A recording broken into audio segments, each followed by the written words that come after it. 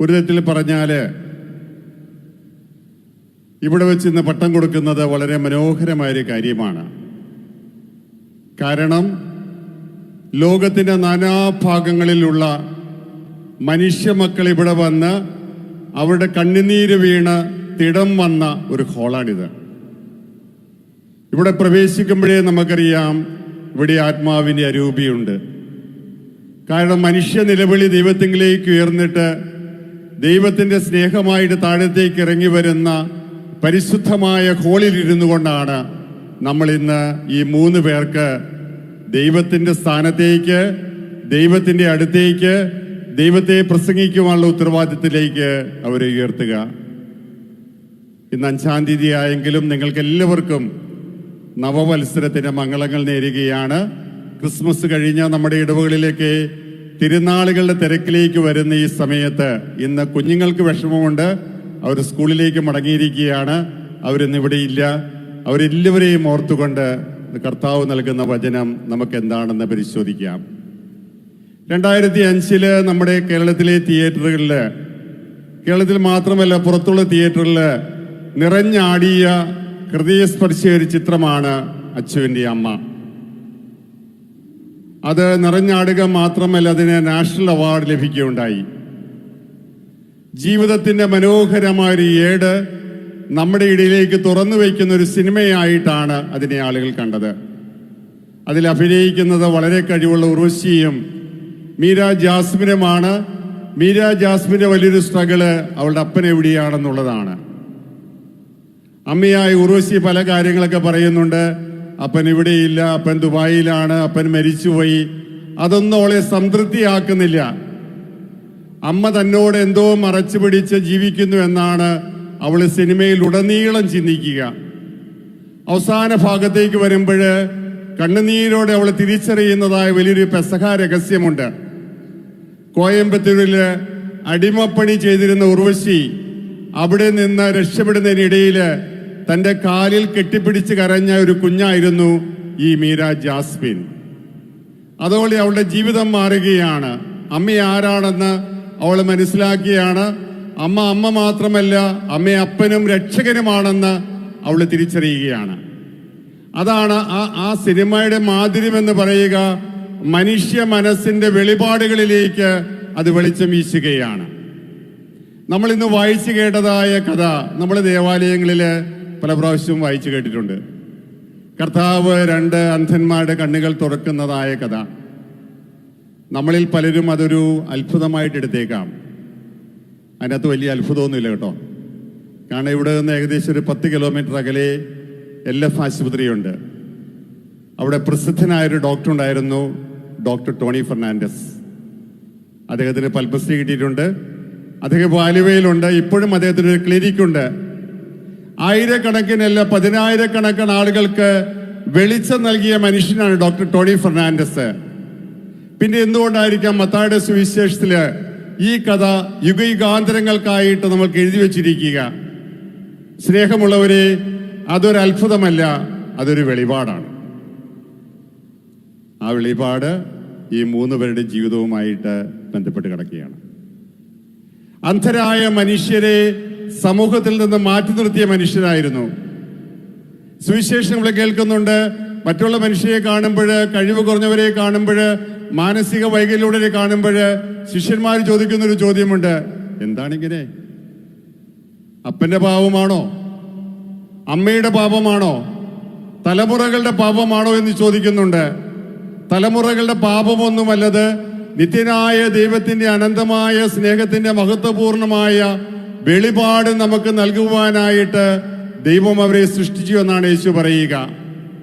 നമ്മൾ വായിച്ചു കേട്ട കഥയിൽ സമൂഹത്തിന്റെ വിളിമ്പ് നിൽക്കുന്ന ആൾക്കാര്, മരിച്ചുപോയ മാർപ്പാപ്പ ഫ്രാൻസിസ് മാർപ്പാപ്പ നമ്മളോട് പറയുകയുണ്ടായി, വിളിമ്പില് അരികില് ജീവിക്കുന്ന മനുഷ്യരിലെ ചെന്നിട്ട് അവരെ സമൂഹത്തിലേക്ക് യേശു കൊണ്ടുവരികയാണ്. കൊണ്ടുവന്നോട്ട് പറയുന്നത് എന്താണ്? നീ ദൈവത്തിന്റെ മകനാണ്, മകളാണ്. എന്തൊരു മനോഹരമായ കാര്യമാണിത് കേട്ടോ. ഞാൻ ആരുമല്ലായിരുന്നു, ഞാൻ ഒന്നുമല്ലായിരുന്നു, എനിക്ക് യോഗ്യതയൊന്നും ഇല്ലായിരുന്നിട്ട് ദൈവത്തിന്റെ കൃപ കൊണ്ട് ദൈവത്തിന്റെ മകനായി മകളായി മാറുന്ന അത്ഭുതമാണ് ഇവിടെ പ്രവർത്തിക്കുന്നത്. പ്രിയമുള്ളവരെ, ഇത് കണ്ണിന്റെ പ്രശ്നമല്ലിത്. ആന്തരികമായ നേത്രങ്ങളുടെയും അറിവിന്റെയും ബുദ്ധിയുടെയും മനസ്സിന്റെയും വെളിച്ചമായിട്ട് യേശു ഇറങ്ങി വരികയാണ്. എന്നിട്ട് അവരോട് പറയുകയാണ്, നിങ്ങൾ അന്യരല്ല, നിങ്ങൾ സ്വന്തമാണ്. നിങ്ങൾ സ്വന്തമാണ്. ഇന്ന് ലോകം കേൾക്കാൻ ആഗ്രഹിക്കുന്ന ഏറ്റവും വലിയൊരു വാക്കതാണ് കേട്ടോ. ഹൂ അമ്മായി എന്ന് ചോദിക്കുമ്പോൾ നീ എൻ്റെ മകനാണ്, മകളാണ്. നീ ക്രൈസ്തവ സഭയുടെ മകനാണ്, മകളാണ്.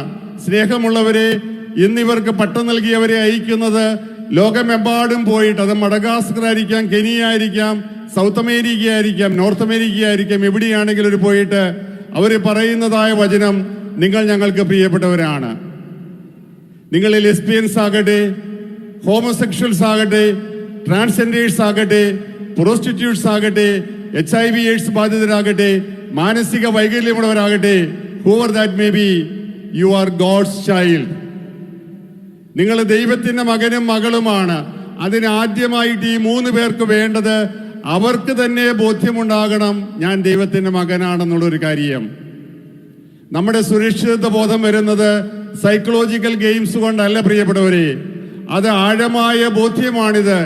എന്റെ കർത്താവ്, എന്റെ ദൈവം, എന്റെ രക്ഷകനായ യേശു സ്വന്തം രക്തത്താല് വീണ്ടെടുത്ത മക്കളാണ് ഞങ്ങളെന്നുള്ള ഉറക്കെയുള്ള പ്രഖ്യാപനത്തിന് ഭാഗ്യമായിട്ട് അവരുടെ മനസ്സിലുദിക്കുന്നതാണ്, ഞാൻ മകനാണ് അവിടുത്തേത്, ഞാൻ ഈശോയുടെ മകനാണ്, ഈശോയുടെ മകളാണ്.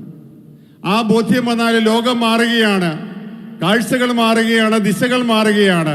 അതാണ് മനോഹരമായി സംഭവം മത്തായി ശ്ലീഹ നമുക്ക് വേണ്ടി പറയുക. മത്തായി ശ്ലീഹ സുവിശേഷം എഴുതിയത് യഹൂദർക്ക് വേണ്ടിയാണ്. ആചാരങ്ങളുടെ നടുവിൽ നിന്ന മനുഷ്യരാണ് അവര്. ആരെയൊക്കെ തള്ളി പറയണമെന്ന് അവർക്ക് നല്ല ബോധ്യമുണ്ടായിരുന്നു. ആരെയൊക്കെ അകത്തേക്ക് കയറ്റരുതെന്ന് അവർക്ക് തീർച്ചയുണ്ടായിരുന്നു. അത് പൊട്ടിക്കുകയാണ് ക്രിസ്തു ഇവിടെ. അവരോട് പറയുകയാണ്, കാഴ്ച നൽകിയിരിക്കുന്നു. That means you are my child, you are part of the kingdom. നീ ദൈവരാജ്യത്തിന്റെ മകനാണ്, മകളാണ്. പ്രിയമുള്ളവരെ, നമുക്കത് മാത്രം കേട്ടാൽ മതി, രക്ഷ പ്രാപിക്കും നമ്മള്. നമ്മുടെ മനസ്സിൽ അസ്വസ്ഥതയും ആകാംക്ഷയും ഒക്കെ ഉള്ളത് ആരും നമ്മളോട് പറഞ്ഞു തന്നിട്ടില്ല. നീ ദൈവത്തിന്റെ മകനാണ്, മകളാണ്. നമ്മുടെ ജീവിതം കൊണ്ട് ആ വചനത്തിന് മാംസം നൽകുമ്പോൾ അതിനാണ് അവരെ അയക്കുന്നത് കേട്ടോ. ഇതിന്റെ കർമ്മങ്ങളുടെ അവസാനമാകുമ്പോൾ സുവിശേഷം മുട്ടിക്കും. ആ സുവിശേഷം മുട്ടിക്കുന്ന എന്തിനു വേണ്ടിയിട്ടാണ്? ജീവിതത്തിന്റെ അവസാനത്തില് ഈ ഹോളിൽ ചിലപ്പോഴ് മൃതദേഹമായിട്ട് അവർ കടന്നു വന്നെന്ന് വരാം. വീണ്ടും ചെയ്യുക, സുവിശേഷം വായിച്ചു കഴിയുമ്പോൾ സുവിശേഷം മുത്തിക്കും. നമുക്കറിയാം AD 1 ആ വചനം മാംസമായിട്ട് മാറി. അതാണ് ഡിസംബർ 25 നമ്മൾ കൊണ്ടാടിയത്. AD 33 വീണ്ടും ആ മാംസം വചനമായിട്ട് മാറി. പോൾസണും പോളും ബെഞ്ചമിനും ചെയ്യുന്ന ഒരു കാര്യം, വീണ്ടും എവിടെയെങ്കിലുമൊക്കെ പോയിട്ട് ഈ വചനത്തിന് മാംസം നൽകുകയാണ്. ആ മാംസം നൽകുന്ന വചനത്തിന്റെ ആന്തരികമായ അർത്ഥം എന്ന് വെച്ച് കഴിഞ്ഞാല്, നീ കർത്താവിന്റെ മകനാണ്, മകളാണെന്ന് കുമ്പസാരത്തിലൂടെ, കുർബാനയിലൂടെ, അന്ത്യകുദാശയിലൂടെ പറഞ്ഞു കൊടുക്കുക മാത്രമല്ല, എന്റെ ജീവിതത്തിൽ നിന്ന് അവർക്കത് ഒപ്പിയെടുക്കാനായിട്ട് സാധിക്കണം.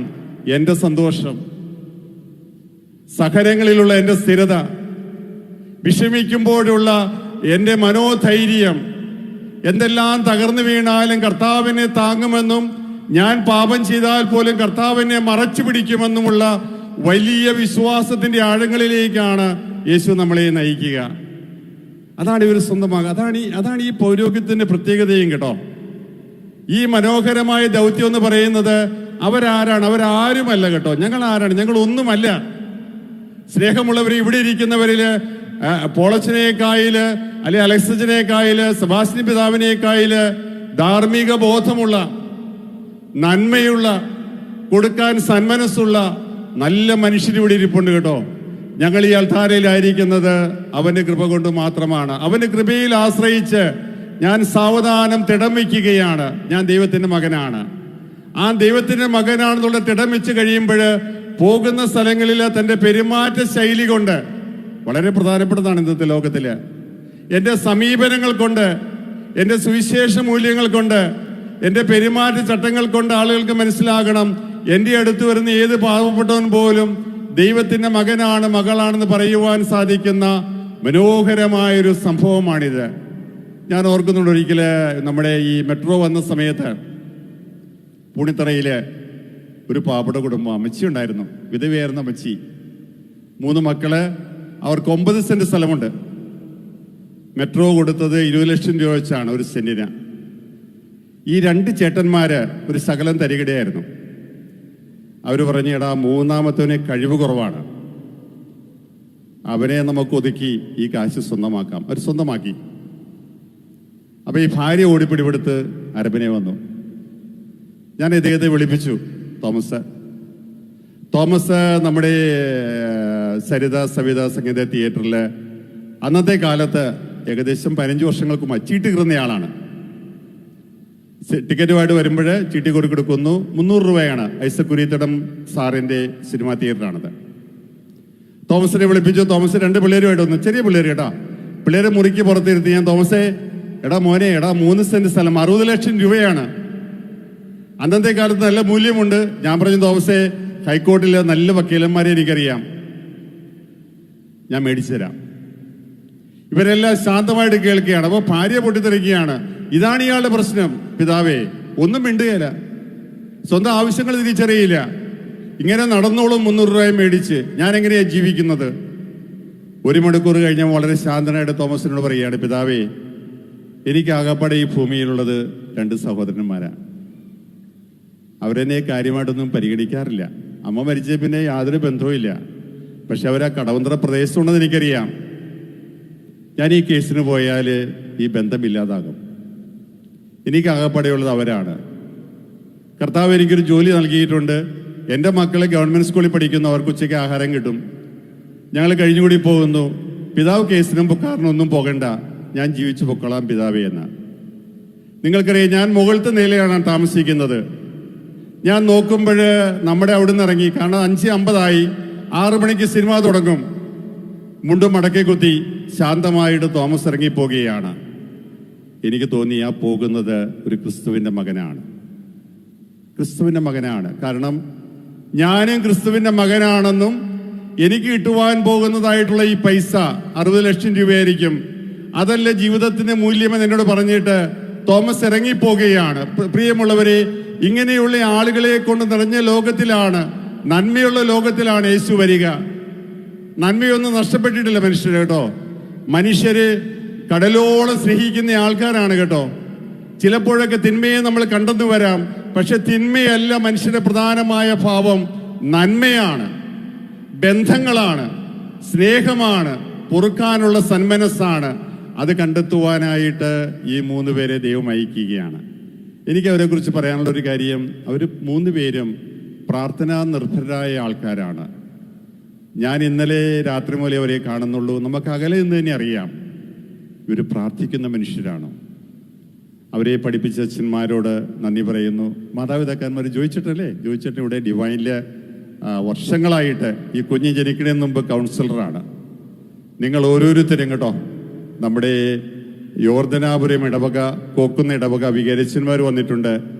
മണിമുത്തുകളെയാണ് ദൈവം നൽകിയിരിക്കുക വിൻശിഷ്യ സഭയ്ക്ക്. അലക്സച്ചന് സന്തോഷിക്കാം. 6 കരങ്ങൾ നമ്മളോടൊപ്പം ജോലി ചെയ്യാനായിട്ട്.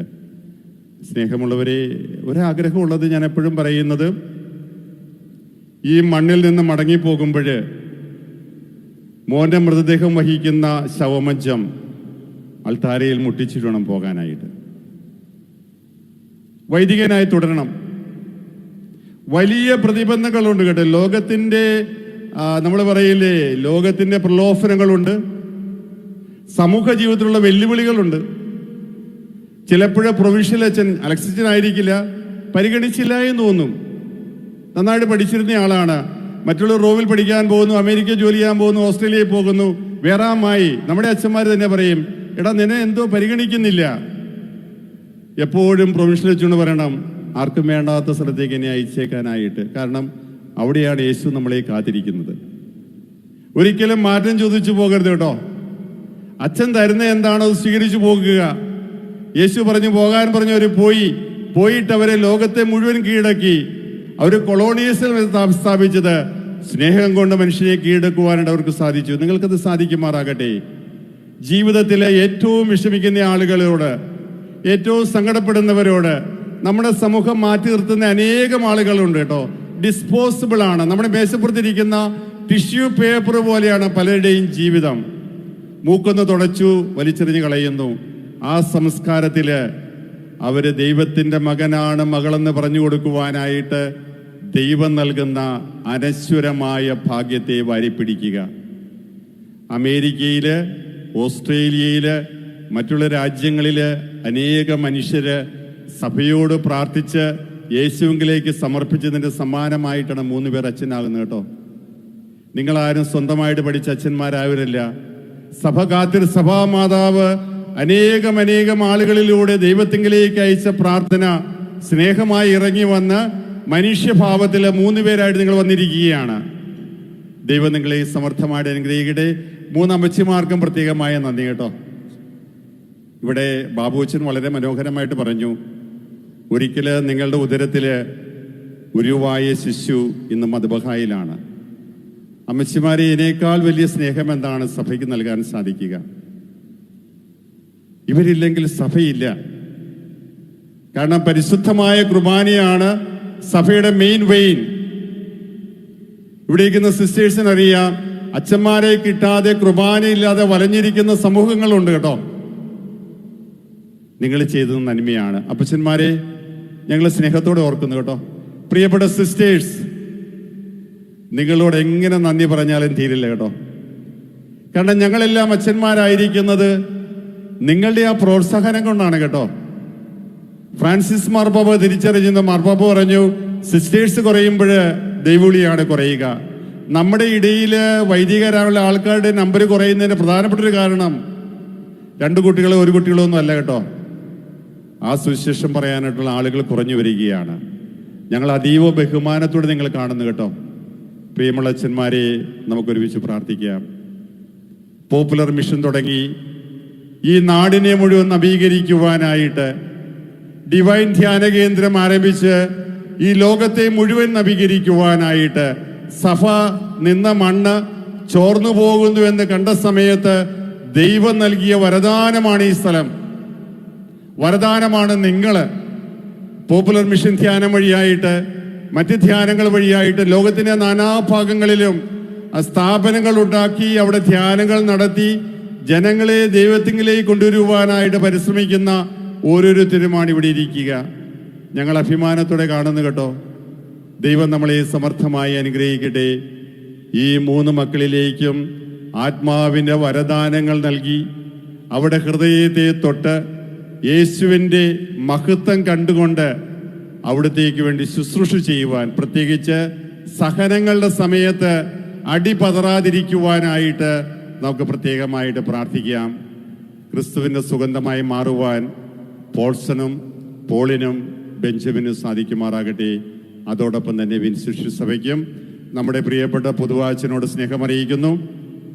ബാബു അച്ഛനെ സ്നേഹമറിയിക്കുന്നു. എത്ര മനോഹരമായിട്ടാണ് അച്ഛൻ കമന്ററി പറയുക. വളരെ അത്യാവശ്യമുള്ളത് മാത്രം വളരെ വ്യക്തമായിട്ട് പറഞ്ഞു തരികയാണ്. അതാണ് ഈ കർമ്മത്തിൻ്റെ അഴകും. സുന്ദരമായ പാട്ടുകൾ ആലപിക്കപ്പെടുന്നു. വളരെ ദൂരെ നിന്ന് വന്ന പാട്ടുകാരാണ് നമ്മുടെ ആത്മാവിനെ സ്പർശിച്ച് ഈ കർമ്മങ്ങൾ മുന്നേറുമ്പോൾ നമ്മളെയും ക്രിസ്തുവിലേക്ക് അടുപ്പിക്കണമേ എന്ന് പരിശുദ്ധാത്മാവിനോട് നമുക്ക് പ്രാർത്ഥിക്കാം. പിതാവിൻ്റെയും പുത്രൻ്റെയും പരിശുദ്ധാത്മാവിൻ്റെയും നാമത്തിൽ ആമേൻ.